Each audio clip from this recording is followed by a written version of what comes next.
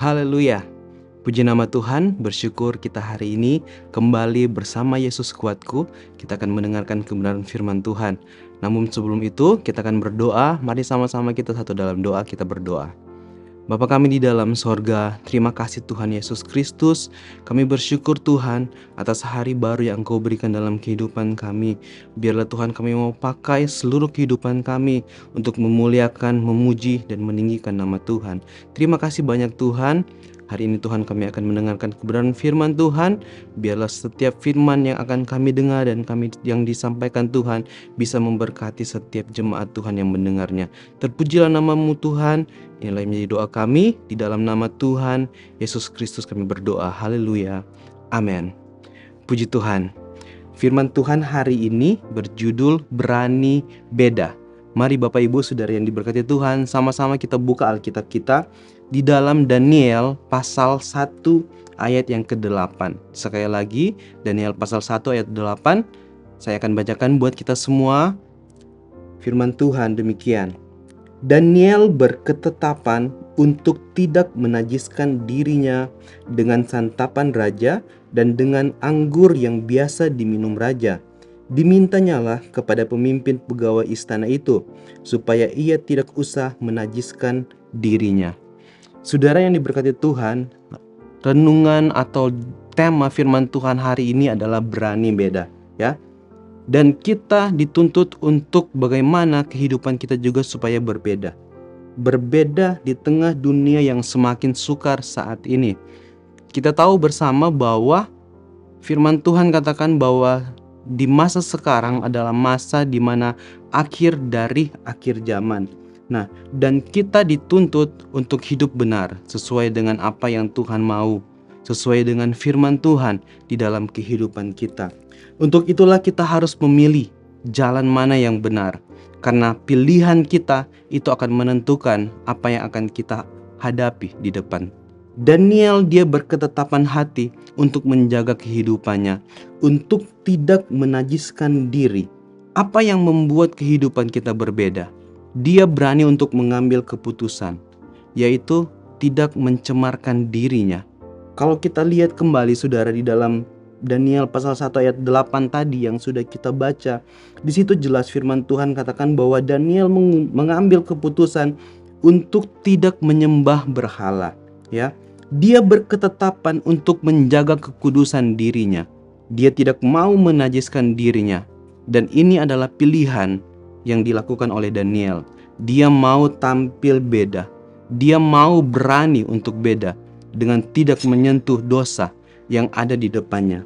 Kita perhatikan kisah Daniel di dalam perjanjian lama ini adalah contoh teladan keberanian yang dilakukan oleh seorang Daniel. Dan hal ini juga harus ada dalam diri kita, yaitu kita berani untuk mengambil tindakan, kita berani untuk beda. Kita berani untuk melakukan firman Tuhan, kita berani untuk katakan tidak di atas tidak. Dan kita berani untuk melakukan firman Tuhan, karena kita percaya firman Tuhan itu yang akan menghidupkan kita. Di tengah kebudayaan penyembahan berhala yang dialami oleh Daniel, di sana dikatakan bahwa Daniel tetap teguh dalam keyakinannya. Dia berani menolak setiap makanan yang dipersembahkan kepada berhala dan memilih untuk hidup sesuai dengan hukumnya Tuhan atau sesuai dengan firman Allah. Nah, saudara perhatikan bahwa sikap yang dilakukan Daniel ini adalah sikap keberanian untuk berbeda, ya. Menuntut kita untuk menghadapi resiko, bahkan di dalam kehidupan kita sekalipun. Untuk apa itu saudara? Demi ketaatan kita kepada Tuhan. Karena kita taat kepada Tuhan, kita taat juga kepada perintah dan larangannya sesuai dengan kebenaran firman Tuhan. Ada beberapa hal atau beberapa poin yang akan kita lihat bersama hari ini, yaitu pertama, mengikuti Yesus itu berarti kita berani tampil beda. Saudara lihat di dalam Yohanes 15 ayat 19, firman Tuhan berkata, "Sekiranya kamu dari dunia, tentulah dunia mengasihi kamu sebagai miliknya. Tetapi karena kamu bukan dari dunia, melainkan aku telah memilih kamu dari dunia, sebab itulah dunia membenci kamu." Saudara, mengikut Yesus berarti kita harus meninggalkan cara hidup kita yang lama. Mengikut Yesus berarti kita harus meninggalkan cara hidup dunia. Kita dipanggil untuk hidup dalam kasih, dalam kebenaran, dalam kekudusan, sama seperti apa yang Daniel hadapi di depan matanya dia. Dia diperhadapkan untuk melakukan hal yang benar atau tidak, hal yang berkenan kepada Tuhan atau tidak. Daniel mengambil keputusan untuk tidak mengikuti cara dunia. Dengan cara dia tidak mau menyembah berhala, dia tidak mau menajiskan dirinya. Dan ini hal juga yang harus ada dalam diri kita. Dan yang kedua, saudara, kita harus berani menjadi terang dunia. Kalau kita perhatikan dalam Matius 5 ayat 14-16, Yesus memanggil kita untuk menjadi terang dunia. Hidup sebagai terang berarti hidup dalam kebenaran dan kasih yang membuat kita tampak berbeda.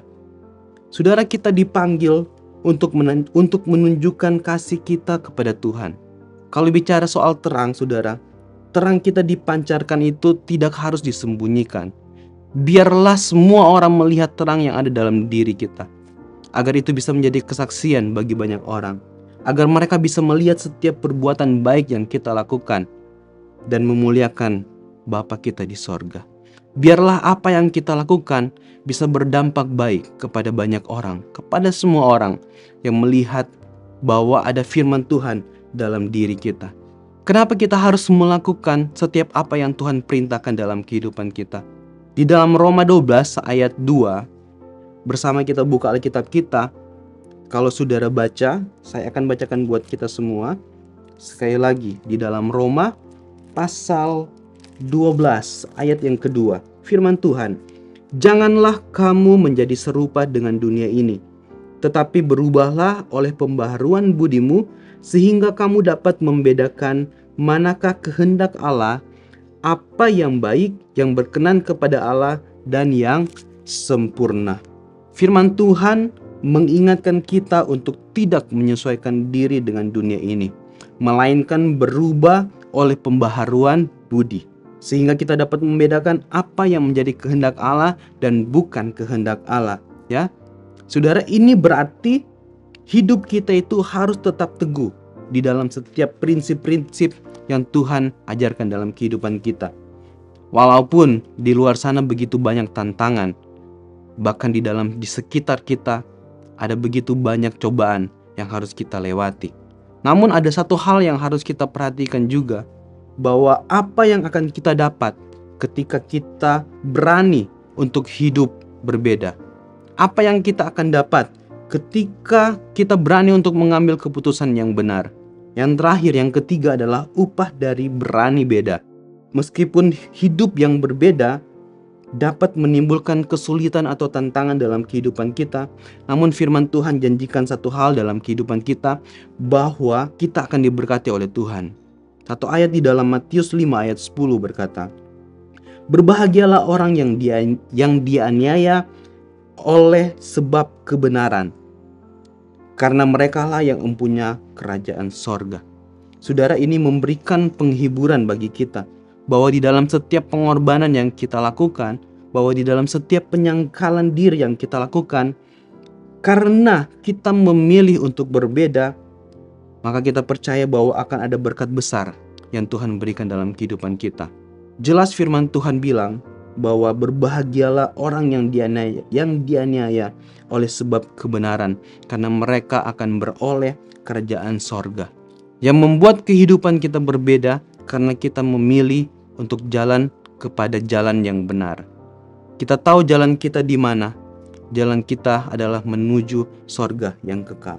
Kesimpulan di firman Tuhan hari ini, saudara, keberanian kita untuk hidup itu adalah sesuai dengan kehendak Tuhan.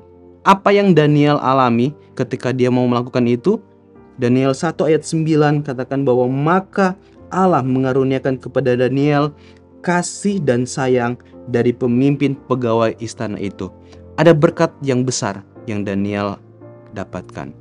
Kiranya firman Tuhan hari ini bisa memberkati kehidupan kita semua, dan kita percaya bahwa ketika kita hidup benar, kita mau berani beda di hadapan Tuhan, Tuhan akan menolong setiap kehidupan kita. Sama seperti apa yang Tuhan lakukan kepada Daniel, saya percaya Tuhan juga akan bisa lakukan kepada saya dan saudara, kepada Bapak Ibu semua.